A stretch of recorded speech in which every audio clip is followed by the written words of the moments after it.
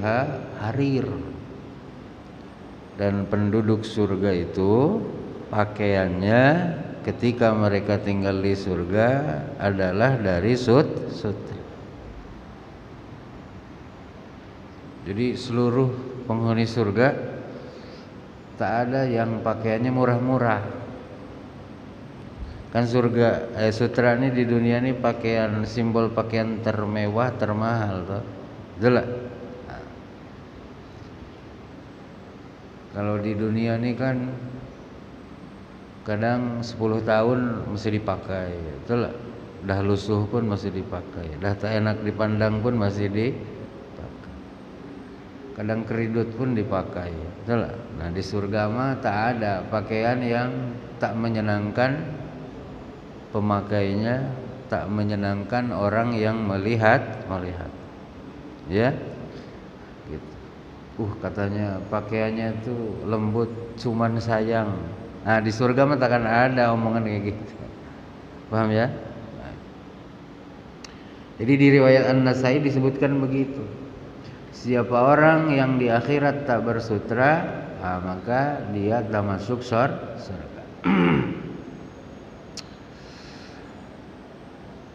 Maka upayakanlah, hindari jangan sampai saking mewahnya hidup melanggar aturan ini ya. Mengerikan ini. Ya, mengerikan. Kayak kemarin orang sombong dengan pakaian, betul lah. Sampai dijulurkan, ditarik pakaiannya itu kan. Itu sampai diancamnya dengan berapa hal? 4 ya di akhirat.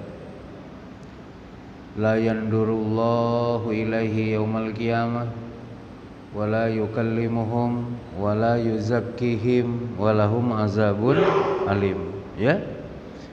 Orang yang mengekspresikan kesombongannya dengan cara berpakaian sampai-sampai pakaiannya tuh ditarik.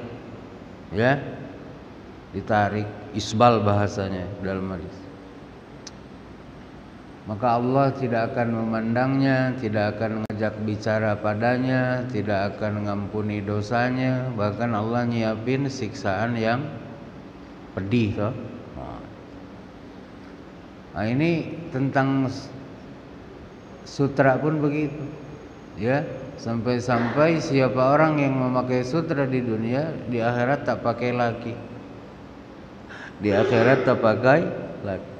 Bahkan di riwayat Imam Nasai, kalau di akhirat dia tak bersutra, maka itu tak masuk surga. Nah, ini kabar gembira bagi kita, betul? Nah, kita yang sudah beriman dan meyakini sutra itu haram bagi kita laki-laki dan kita menghindarinya, ya insyaallah. Meskipun kita sekarang pakaiannya sederhana, ya murah-murah, insyaallah nanti pakaian kita mahal-mahal. Ya, pakaian kita mewah-mewah, kainnya terbuat dari sutra, insyaallah. Maka jangan terlalu dihabiskan kenikmatan itu di dunia, ya. Sisain nanti untuk akhir. An Aliin radhiyallahu taala anhu qala, kata yang keempat kata Imam Nawawi, ini hadis ini bersumber dari Sayyidina Ali ya, radhiyallahu taala. Berkata beliau, ra'aitu Rasulullah sallallahu alaihi wa alihi wasallam akhadha hariran. Saya melihat Rasulullah sallallahu alaihi wa alihi wasallam, kata Sayyidina Ali, saya melihat beliau akhadha hariran, mengambil kain sutra.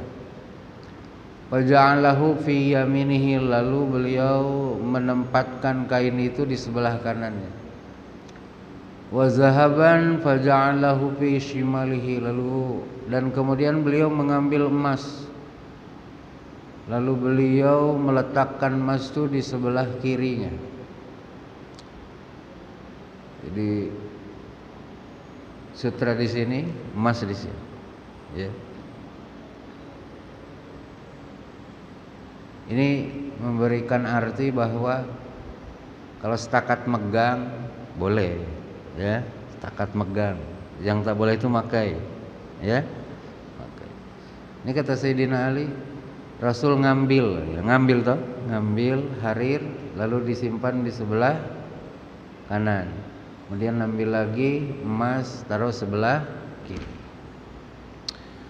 Kemudian Rasul bersabda, inna hadzain haramun ala zukuri ummati. Sesungguhnya dua yang ini ini apa? Sutra dan emas. Haramun ala zukuri ummati, diharamkan kepada laki-laki dari umatku. Diharamkan untuk laki-laki daripada umat. Nah, kalau ada hukum diharamkan, nah itu maknanya diharamkan itu terkait dengan tasarrufnya, ya. Babi diharamkan, apa artinya? Diharamkan dimakan, diharamkan dijual, gitu. Kalau ada babi lewat, kita nengok babi itu, haram enggak? Hah? Tidak lah. Paham ya? Nah itu. Darah. Kan diharamkan darah, ya. Darah diharamkan. Hurrimat alaikumul maitatu waddamu. Bukan? Diharamkan kepada kalian, apa yang diharamkan tuh? Bangkai, darah. Maksudnya diharamkan tuh gimana? Dipergunakan, dimakan, diminum, ya. Haram. Dipakai cat, darah dipakai cat, tak boleh, ya. Begitupun bangkai, ya. Bangkai itu diharamkan pada kalian untuk dimakan, ya. Diharamkan pada kalian untuk dimakan. Ingat-ingat, jadi hukum itu terkait dengan perbuatan, ya. Hukum itu yang 5, ya. Hukum itu yang 5. Wajib, haram, sunat, makruh, mubah. Bahkan ada yang nyebut lagi khilaful aula, ya. Nah itu terkait dengan pekerjaan kita, ya, terkait dengan pekerjaan.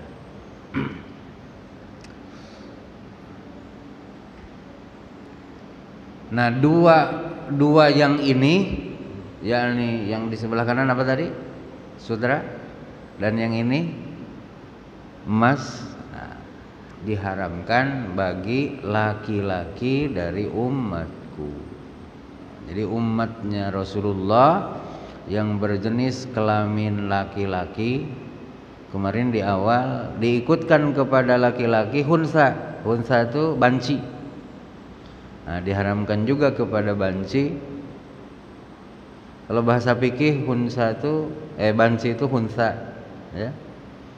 Jadi kalau laki-laki zukur, kalau perempuan inas, ya. Nah, kalau kelaminnya tak jelas, itu khunsa nama. Bahasa kita banci.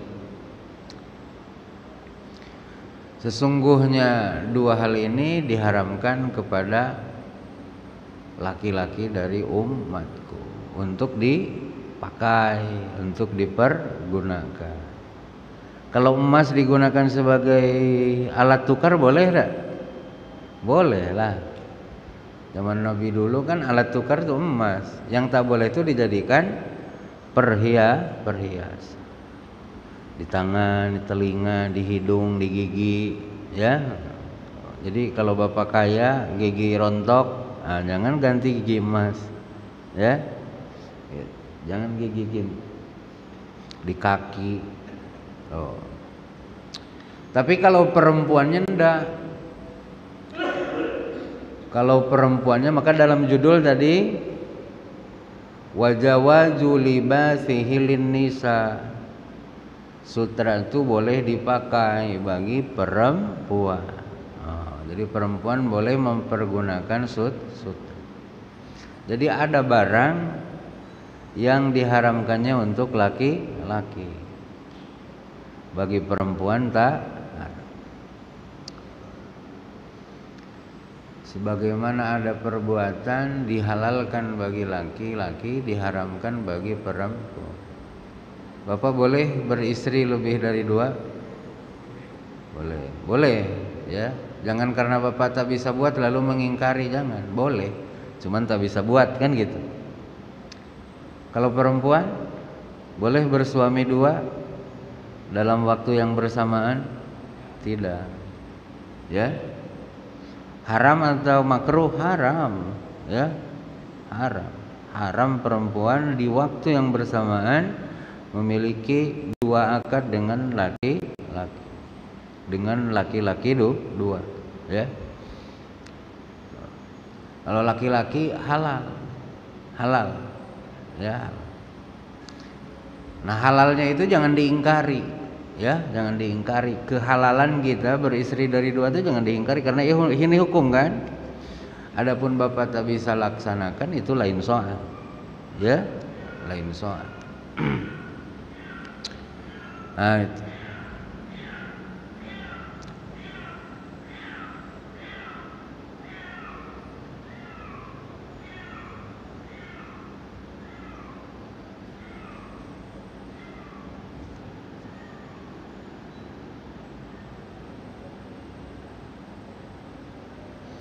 Berikutnya dari Abu Musa al-Asy'ari radhiyallahu ta'ala anhu, bahwasannya utusan Allah sallallahu alaihi wasallam bersabda, "Hurrima libasul hariri waz zahabi ala zukuri ummati wa uhilla li inathihim." Nah, kalau di riwayat tadi, di riwayat Abu Dawud tadi disebutkan perempuan, cuman Rasul menyebutkan haramun ala zukuri ummati, diharamkan bagi laki-laki umatku. Tak menyebutkan perempuan gimana gitu ya. Nah, dijelasin di hadis kelima, wa uhilla li inathihim, dan dihalalkan, ya, dan dihalalkan bagi perempuan daripada umatku, ya.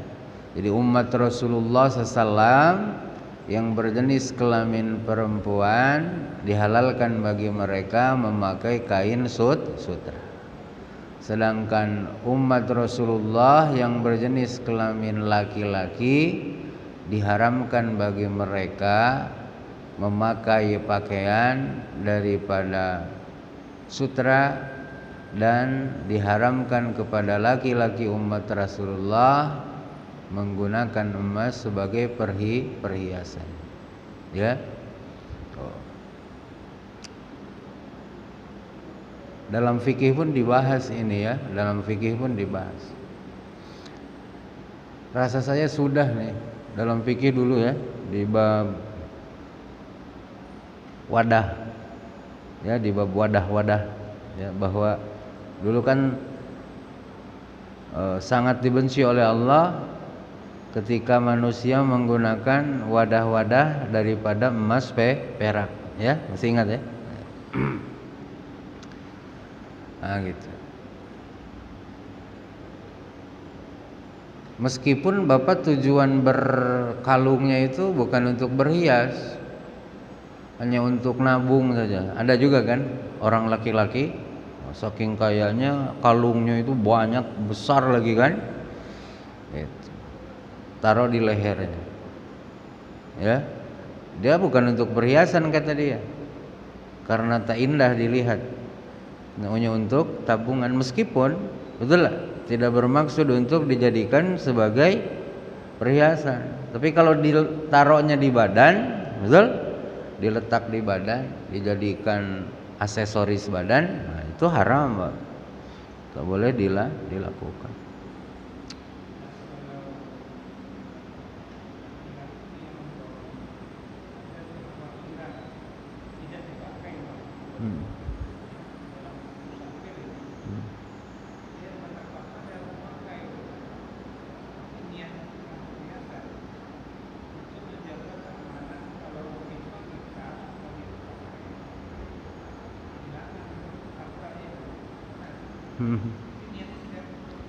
Iya.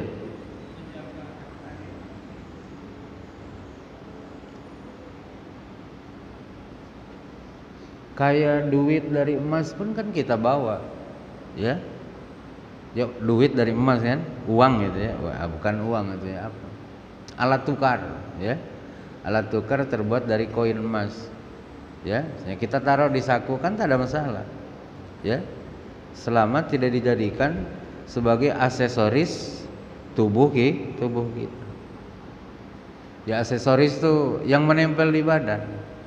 Ya termasuklah songkok emas misalnya kan, kacamata emas. Ya tak mesti di telinga aja, tak mesti di jari aja jadi cincin, tak mesti jadi gelang.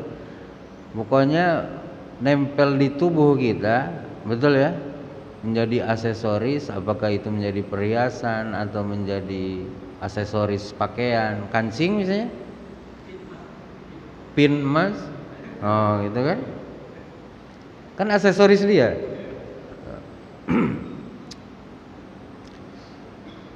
Nah itu. Jadi sebagian dari apa yang Allah anugerahkan itu memang jadi ujian. Betul? Jadi uji. Inna ja'alna ma'alal ardi zinatan laha linabluwahum. Betul lah. Sungguhnya kami telah menjadikan apa yang ada di atas bumi ini sebagai zina, sebagai perhiasan. Yang dengan itu semua kami akan menguji mereka, menguji kita. Ya ujiannya itu ada perintah larangan, betul lah. Ada syukur, ada sabar, betul lah. Ujian tuh ada yang dibuat indah, ujian tuh ada yang dibuat susah, kan gitu bisa kan? Dibuat indah berarti terkait syukur, dibuat susah terkait sabar. Betul lah. Sama aja. Diuji dengan emas, aku larang ya pakai ya. Oh gitu kan, itu kalau tak kuat-kuat kita nak pakai aja. Nah. Diuji fakir, diuji miskin, betul lah. Sabar ya, kesama aja sebenarnya. Betul lah, sabar ya. Jangan sampai maling, jangan sampai demi menghilangkan laparmu, betul lah, melakukan yang dilarang. Nah, itu Pak ujiannya. Paham Pak ya? Nah, jadi kalau kita tidak bertujuan untuk menjadikan itu sebagai zina, ya, tapi sebagai harta mal, ya berarti otomatis toh jangan dipertontonkan lah, ya, jangan dipertontonkan, simpan, ya, sesuai layak, jangan sampai saking mewahnya kain baju pun dijahit pakai emas. Oh gitu, bukan warna emas memang gitu loh. Kalau warna emas silahkan, asal jangan terbuat dari bahan emas. Karena warna emas kan bisa. Betul. Speaker aja warna emas ada, warnanya doang, tapi catnya bukan berbahan emas. Saya nengok di YouTube ya, ada sultan dari mana? Itu dia punya mobil dari ujung depan sampai ujung belakang, sampai bumper tuh, sampai knalpot emas kabeh. Ngeri tuh, dipakai dia tuh. Nah ini kena nih sama hadisnya, saking kayanya, betul lah, saking kaya. Pelaknya tuh emas, catnya. Hah? Entah di mana, saya nengok lah pokoknya ada di apa ya, TV itu apa, di spot gitu ya. Oh, saking. Hah? Tapi kan dia memakainya, mobil ditungganginya. Mobil dia ditungganginya. Paham Pak? Mobil dia ditunggangi. Ngeri ya. Nah, Kalau zaman Nabi Daud katanya, Nabi Sulaiman ya, itu emas tuh, ya mungkin hukum syariatnya beda lah dengan umat Nabi Muhammad kan. Ketika Bilqis datang bawa bingkisan emas tuh justru dipakai kandang kuda gitu. Kuda tuh kandangnya terbuat dari emas, tiang-tiangnya. Kemudian tempat kaki kuda nginjak tuh terbuat dari emas juga. Paham ya? Nah, itu dalam rangka apa? Nak nyindir lah gitu. Nak nyindir Bilqis yang bangga dengan kekayaan. Oh, kalau kami tidak ada artilah, ya kan? Tak ada kita bangga. Tengok. Maka orang yang bawa bingkisan dari Bilqis itu kan merinding, Pak. Oi. Ternyata emas di sini lebih banyak. Oh, gitu ya. Biasanya Pak, kalau manusia dah beraksesoris emas itu kan nak pamer. Coba tengoklah perempuan kalau pakai kalung emas itu tak nyaman kalau tersembunyi di balik pakaiannya, pasti nonjol sedikit kan antingnya. Hah? Nah itu Pak, dunia tuh gitu. Dunia tuh senantiasa dorongannya tuh pengen diketahui orang, pengen diketahui orang, ya kekayaan. Nah itu dihalalkan sih sebagiannya kan. Nah, tapi untuk laki-laki tak boleh. Kalau untuk perempuan silahkan kan, ya silah. Tapi untuk kita laki-laki bukan makruh haram. Bukan makruh haram. Kalau makruh mah kan masih mending, betul lah, dekat-dekat ke haram. Kalau haram ini kan berhadapannya dengan haram. Judulnya tuh tahrim. Ya tahrim tuh ma yusab ala tarki wa yu'aqab ala fi'l. Itu kan yang dipahalai kalau ditinggalin, yang disiksa kalau justru dilakuin. Itu ya haram. Nah itu diriwayat siapa? At-Tirmizi. Berikutnya dari sahabat Huzaifah ibn al-Yamani radhiyallahu. Kata beliau, nahana an-nabiy sallallahu alaihi wa alihi wasallam an nashraba fi aniyatiz zahabi wa an nakula fi wa an lubsil hariri wad dibaz wa an najlisa alaihi, rawahul Bukhari. Riwayat Imam Bukhari, sahabat Hudzaifah menyampaikan ya kepada tabi'in bahwa kami dilarang oleh Nabi untuk makan minum di wadah yang terbuat daripada emas perak. Minum, makan berarti minum apa tuh? Cangkir, gelas atau apa saja lah. Ya, makan piring, sendok, garpu, gitu ya. Nah, yang bahannya wadah makanan minuman itu terbuat dari emas dan perak. Ya.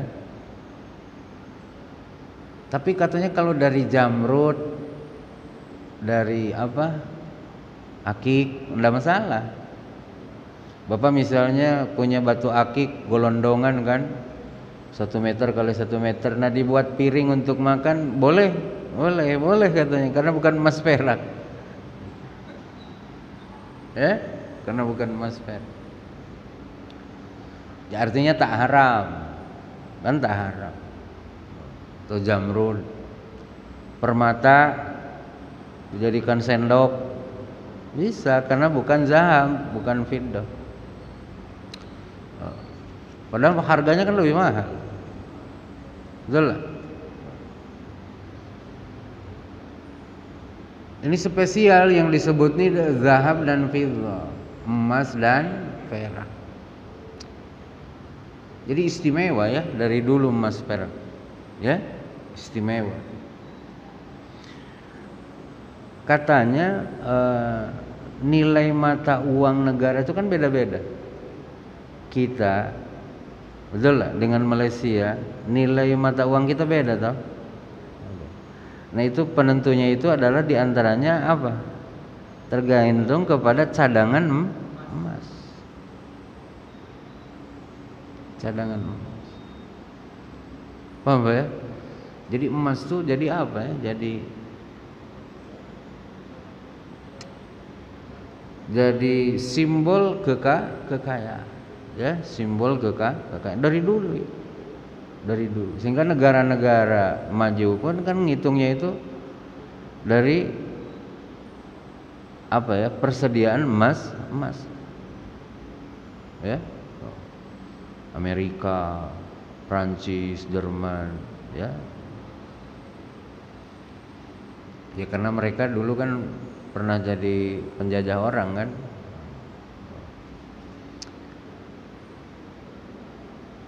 Wa anna kula fiha, dan kita pun dilarang bukan hanya minum menggunakan wadah terbuat daripada emas perak. Kita pun dilarang menggunakan itu semua sebagai tempat makan. Ya, bukan saja minum tapi makan pun dilarang. Mangkuk bakso, mangkuknya dari awas, ini bukan najis masuk, bukan ya. Yang diharamkan tuh dijadikan sebagai wadah makan. Paham ya? Coba kira-kira bakso masukin ke mangkok emas, jadi najis tak baksonya? Najis tak? Enggak lah, mana ada yang bilang emas najis. Tak jadi najis. Paham ya? Tak jadi najis. Ya kalau pengen halal pindahin ke mangkok kaca atau porselen. Paham ya? Nah, jadi halal. Tak ada unsur haram. Awas, bukan baksonya yang haram tuh. Menggunakan wadah yang terbuat dari emas. Paham ya? Kalau baksonya asal dagingnya daging sapi yang disembelih dengan benar, ya halal. Paham ya? Kemudian yang nyambung ke judulnya, wa an lubsil hariri wad-diba, dan Rasul pun melarang kami untuk memakai pakaian yang terbuat dari sutra. Ya, kami laki-lakinya umat beliau dilarang menggunakan pakaian dari sutra. Nah, cuman ada sayangnya, kita nih entah karena terlalu miskin atau sutranya terlalu mahal, sampai hari ini belum pernah nengok sutra tuh kayak apa. Betul lah, Pak Guru udah pernah nengok? Belum. Jadi setakat tahu sutra tuh kayak apa, asal jangan make, boleh. Karena man lam ya'rifi syarr waqa'a fi. Siapa orang tak ngerti mana buruk, khawatir dia terjerumus dalam buruk. Jadi setakat ngerti mana tuak boleh, jangan minum aja. Ngerti mana sabu tuh kayak mana boleh. Ganja itu seperti apa. Jadi ada seseorang jadi petugas keamanan komplek, isi komplek tuh ribuan. Cuman dia ini hanya punya semangat, tak mengerti jenis-jenis barang yang dilarang. Ganja contohnya, betul lah. Ganja depan mata dia tak ngerti itu ganja, betul lah. Tiba-tiba polisi nangkap isi komplek itu. Jadi tanya keamanan, kamu ngerti dah ini apa? Enggak gitu. Ini ganja. Coba. Paham Pak ya? Jadi setakat ngerti ini jenis barang-barang yang diharamin silakan. Kita harus juga ngerti babi itu kayak apa bentuknya. Kalau anjing kan kita sering nengok, babi kan baru digambar. Jadi bapak kebun binatang nak nengok babi boleh aja. Oh gini babi. Makanya kalau Quran bercerita diharamkan babi, oh terbayang babi itu yang kayak gitu. Jangan pula diharamkan babi yang terbayangnya kuda, kan kacau. Paham ya? Nah gitu. Maka dalam waktu kecil kita pernah belajar kan, dalam kitab taklim, orang tua kita bilang man lam ya'rifi syarr waqa'a fi. Orang yang tak ngerti mana jahat, terjerumus dia nanti. Kemungkinannya Terjemah kenapa ya? Dia tak ngerti. Ini dilarang. Paham, Pak? Nah. Wa an najlisa alaih, dan kami pun dilarang untuk duduk di atas sutra. Makanya kemarin dalam judul bukan hanya pakaian, betul lah, tapi hamparan yang diduduki atau sandaran, nah ya, itu diharamkan. Berdasarkan hadis ini, wa an najlisa alaih, dan kita pun dilarang Rasul untuk duduk di atas sutra. Ya kemarin saya gambarin contohnya apa? Kita punya mobil, jok mobil, kainnya terbuat dari kain sutra. Ya, sandaran belakang kita, mobil itu kan ada sandarannya tuh. Nah, terbuat dari kain sutra. Paham ya? Nah, ingat yang tadi yang mengerikan. Ya apa tadi? Orang yang di dunia sudah pakai sutra, maka di akhirat dia tak pakai sutra. Di riwayat An-Nasai, orang yang di akhirat tidak memakai sutra, maka dia tidak masuk surga. Walibasuhum fiha harir. Pakaian mereka waktu di dalam surga itu adalah sutra. Cuman ada ulama yang menyampaikan begini terkait dengan makna hadis yang keras tadi itu ya. Kata para ulama, karena sutra ini kan bukan kemusyrikan katanya, masih punya peluang untuk dimaafkan. Betul lah, memakai sutra itu kan bukan musyrik. Sedangkan dalam Quran disebutkan, kalau manusia berdosa asal jangan syirik, masih ada kemungkinan Tuhan memaafkan kalau mau. Innallaha la yaghfiru ayyushraka bih wa yaghfiru ma duna dzalika liman yasha. Siapa orang yang menduakan Allah, maka Allah tak akan mengampuninya kalau tak tobat maksudnya. Ya, kalau tobat mah kan kafir, musyrik, kafir pun diampuni kan, apalagi musyrik itu.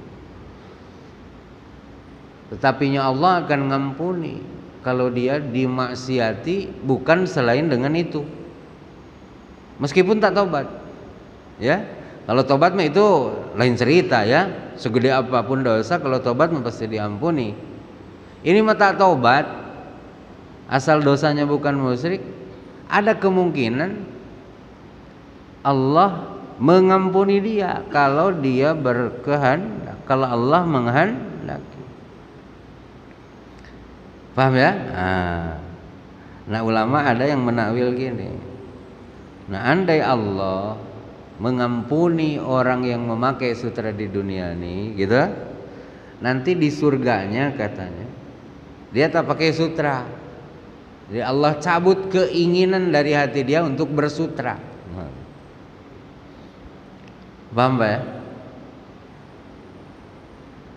Kenapa ditakwil begitu? Karena gini katanya, di surga nih kalau kita masuk ke surga tak ada keinginan yang tak kesampaian.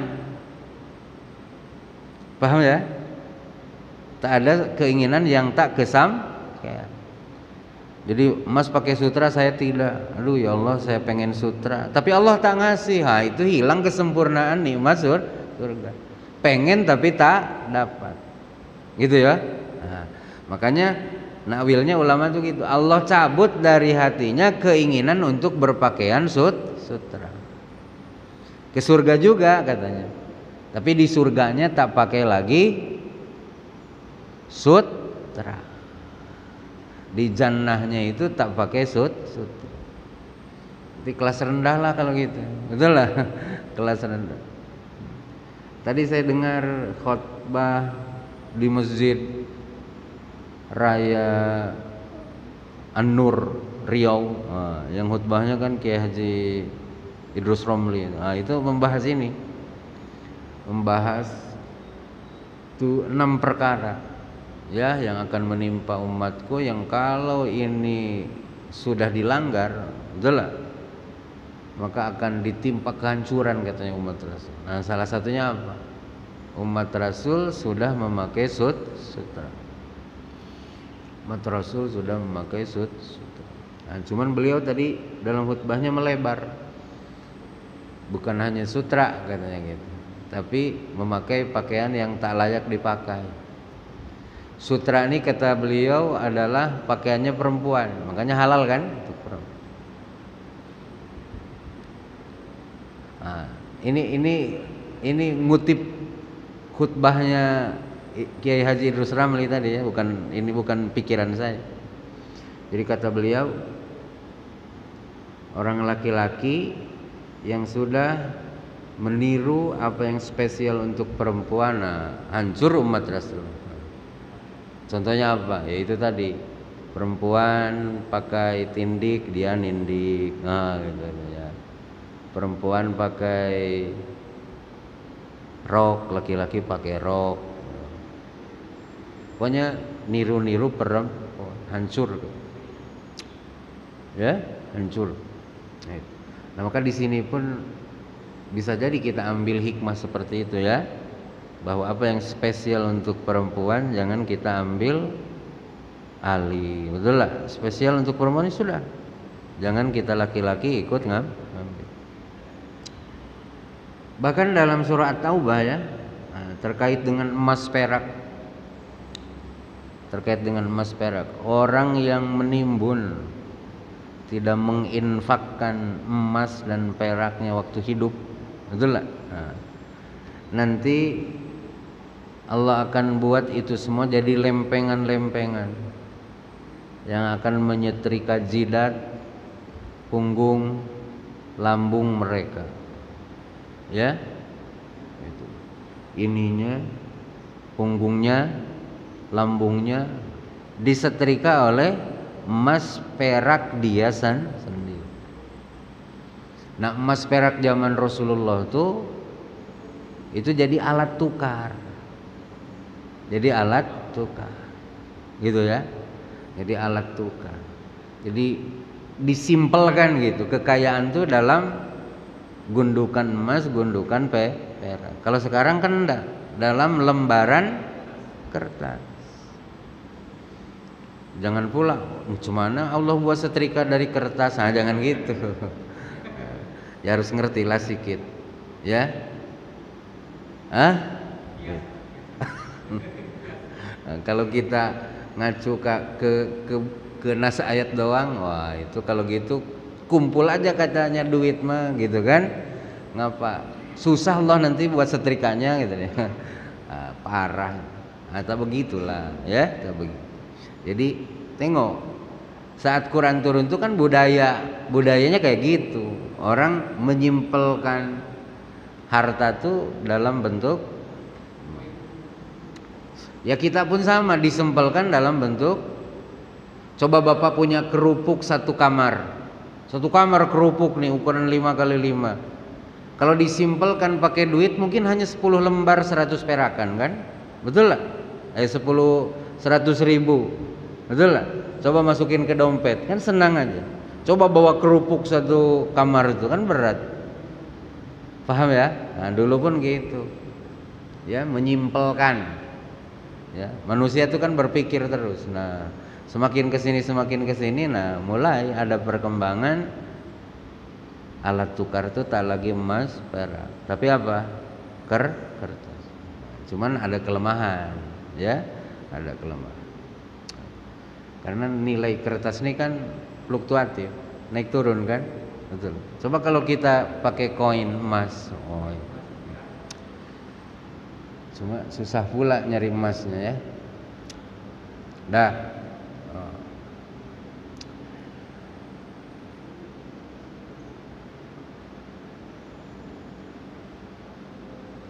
Di sini disebutkan dalam penjelasan hadis terakhir, wa soal akli wa syubu bizikri kama taqdama min annahuma aglabu anwa'il istimam wa illa fasairu isti'mali awanin naqdi haram. Nah, ini jawaban untuk Pak Guru tadi.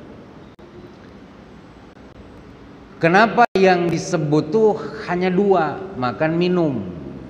Jangan gunakan emas perak sebagai wadah makananmu, minumanmu. Gitu ya. Nah, di sini disebutkan makan minum disebut secara khusus ya karena kegalibannya. Istimal itu untuk itu. Ya, aglabiyah namanya. Aglabiyah itu kayak gini, Pak. Kayak pengharaman anak tiri. Pengharaman anak tiri di surah apa itu? An-Nisa ya. Anak tiri, bapak nikah misalnya sama janda, dia bawa anak perempuan. Kan haram bapak nikahi. Nah, dalam firman itu disebutkan dan anak-anak tiri kalian yang ada fi hujurikum, dalam pengasuhan kalian. Kata bapak, aku tak pernah ngasuh. Ada istrinya ke Pinang, anaknya di Malang atau di rumah neneknya. Ibunya meninggal, ketemu, cantik pula kayak emaknya, gitu. Dinikahin sama Pak, dibilang sama ustadznya, ini tak boleh, ini anak tirimu, kan tak keurus katanya. Nah itu aglabiyah namanya, aglabiyah, kegalibannya gitu. Maka tak ada mafhum di situ, ya, tak ada mafhum. Maka di sini pun tak ada mafhum karena yang disebut makan minum, maka yang selain makan minum tak terlarang dan enggak gitu. Paham ya? Nah itu harus ngerti. Kalau kita megang kepada nas Quran gitu bisa salah paham, ya. Kan tak keurus Pak Rustam gitu. Boleh lah. Nah ini di sini pun sama, ya, karena aglabnya gitu. Nah maka sesisanya seperti tadi mobil kan dipakai juga ditunggangi kan, bukan dipakai minum. Paham Pak ya? Habislah ya, mudah-mudahan ada manfaatnya. Subhanakallahumma bihamdik asyhadu an la ilaha illa anta astaghfiruka wa atubu ilaik. Assalamualaikum warahmatullahi wabarakatuh.